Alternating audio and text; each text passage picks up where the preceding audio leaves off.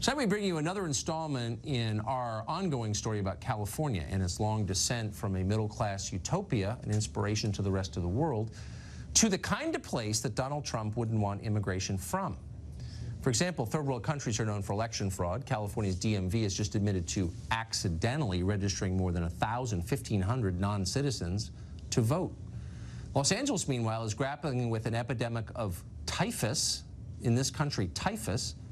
In San Francisco, an app called Snapcrap, disgusting but true, has just launched to help residents there report local waste on the sidewalk to the government. Victor Davis Hanson is, like me, a native Californian. He's a senior fellow at the Hoover Institution. His family's been there for 6 generations in the same house. He joins us tonight. Victor Davis Hanson, is an honor to have you on the set. Thank you. After all these years of talking to you by remote. So let's just stand back really quickly and ask the obvious question. How did the greatest state go to what it is now?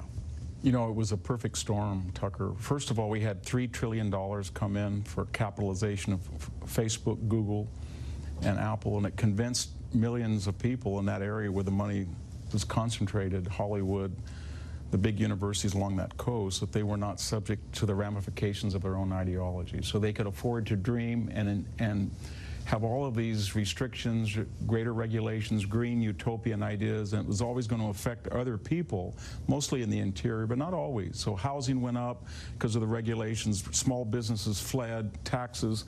We had the highest basket of gasoline sales and income taxes in the 9 states. But that doesn't make sense. I mean, the taxes in Saudi Arabia are very low because they have, like the Bay Area, this like... But there were other elements to this disaster, unfortunately. We had about 10 to 15 million people who came across the southern border without legality, without English, without a high school diploma, and not on a meritocratic basis. So all of a sudden, California became a medieval society. It's like a keep. The coastal strip is the castle keep where the elite live, and everybody else serves them, and the middle class has fled, and we have 1/3 of all welfare recipients in the United States. 20% of the state lives below the poverty line, yet we have the most billionaires. So it's a pre-modern and it's a postmodern society where you pay taxes and you get schools that are 46th in the nation and infrastructure that Forbes rated 49. Thank God for Mississippi. So the rest of Arkansas used to say that, now it's California. Yeah. So the rest of us and our viewers who don't live in California must be thinking, well, okay, but what does this have to do with us? Should we be worried about this in the rest of the country? Yeah, I think so, because California gave us Deukmejian, Reagan, Pete Wilson, and it was sudden.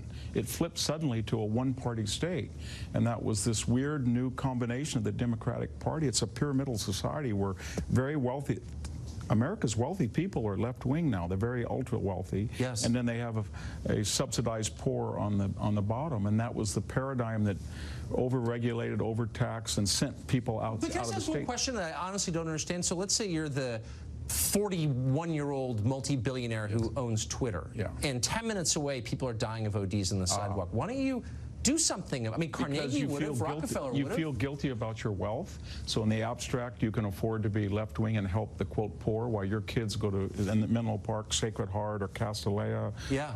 And then you have a big walls. Remember, walls don't work on the southern border, but they sure work in Atherton and Hillsborough around your estate. Yes. So you have ways with your power, wealth, and influence and navigate around the ramifications of your own ideology, and that's what they do. But you'd think they would want to help the people right outside their door. You think so. You go to Redwood City, which is the service area for Silicon Valley, and poor Mexican-American people are living 6 and 7 families to a house, right under the noses of these people. So I don't think they're very liberal at all. No, they're not. They're not liberal at all. No, and they've ruined the state. It's so depressing. I'm so glad that you're here with us. I'm glad to be here. Our viewers love you, so thank you for coming on. Thank you for having me.